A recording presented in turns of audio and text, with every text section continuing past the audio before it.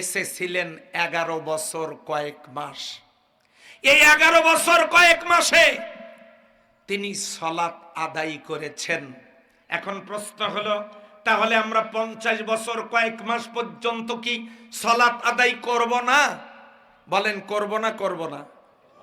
এটা রাসূল সাল্লাল্লাহু আলাইহি সাল্লামের উপরে বিধান নাজিল না হওয়া পর্যন্ত স্থগিত ছিল। এখন যেহেতু বিধান আমাদের ঘরে ঘরে, আমরা যদি সালাত ছেড়ে দেই, মা সালাকাকুম ফি সাকার, জান্নাতীরা জিজ্ঞাসা করবে তোমাদেরকে সাকারের মধ্যে কিসে আনলো?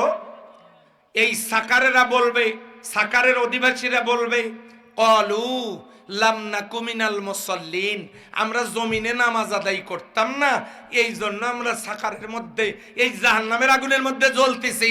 তার মানে বোঝা গেল সালাত ছেড়ে দিলে নিশ্চিত জাহান্নাম।